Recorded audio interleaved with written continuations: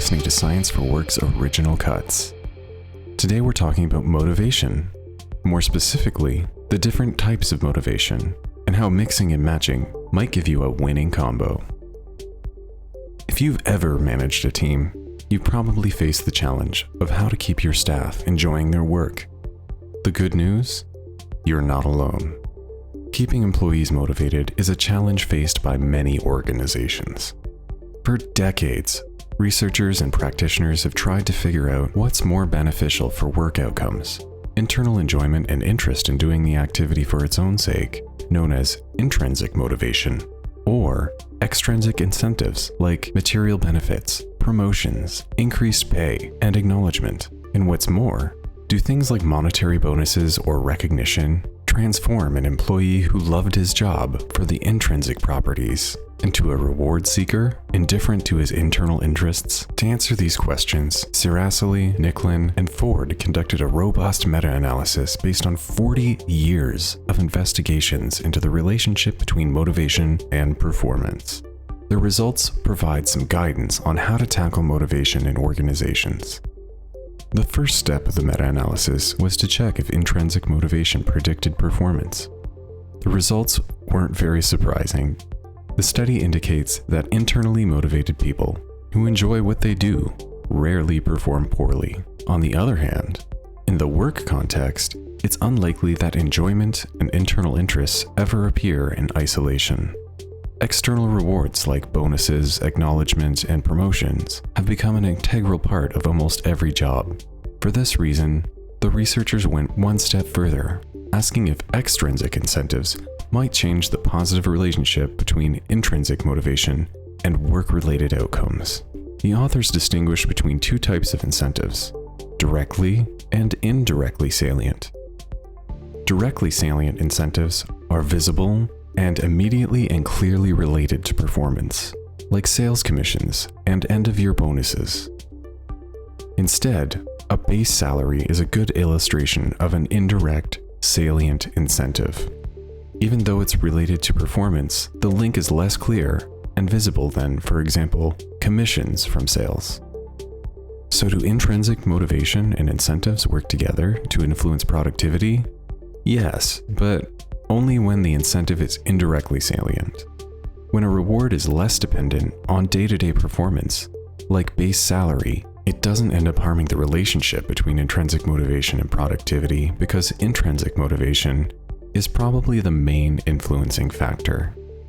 On the other hand, rewards strictly linked to productivity, like bonuses or commissions, might negatively alter the link between internal interests and performance outcomes. That's why direct, salient incentives and intrinsic motivation are not the best of friends for improving work outcomes. There's still one unanswered question which matters most for performance: intrinsic or extrinsic motivation? Well, the answer is more complex than you might suppose. Sirasoli and colleagues found that it seems to be dependent on the type of tasks being performed. Specifically, whether it's creative or complex. This is referred to as a quality type task, or straightforward and repetitive. This is referred to as a quantity type task. According to the meta-analysis, intrinsic motivation is likely more meaningful for quality-focused tasks. The findings of the study indicate that intrinsic motivation explains 35% of performance on these types of tasks, while external incentives explain just 6%. However, extrinsic incentives seem to be more predictive of performance for quantity-oriented tasks. The analysis found that external incentives explain 33% of the results. Importantly, the study indicates that intrinsic motivation may play an important role for quantity-type tasks as well.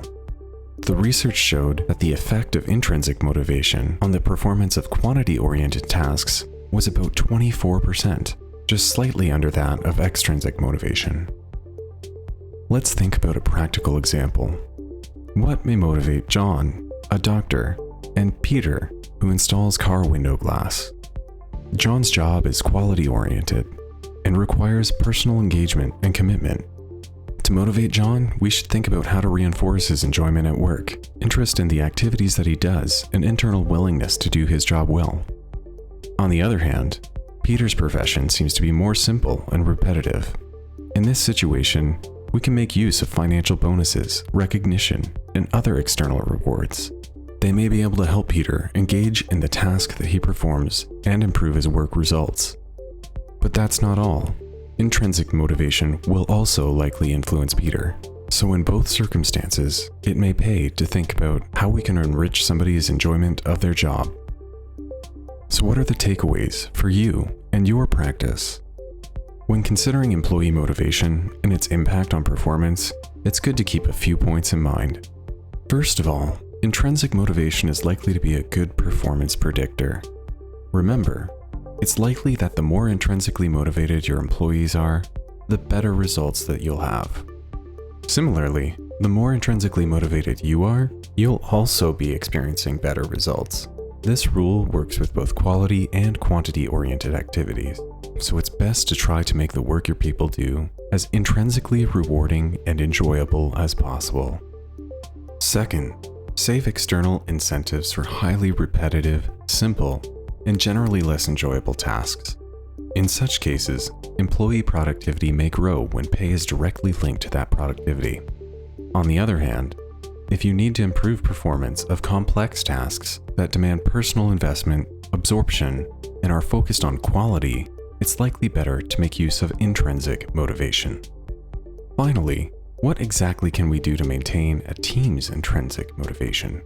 Making the employees feel competent and giving them autonomy seems to be a great way to increase intrinsic motivation. Try to make sure that the employees in your organization do the job that's in line with their personal and professional interests. If possible, allow your people to make decisions about their work. For example, let them determine how to schedule the tasks that they have to do.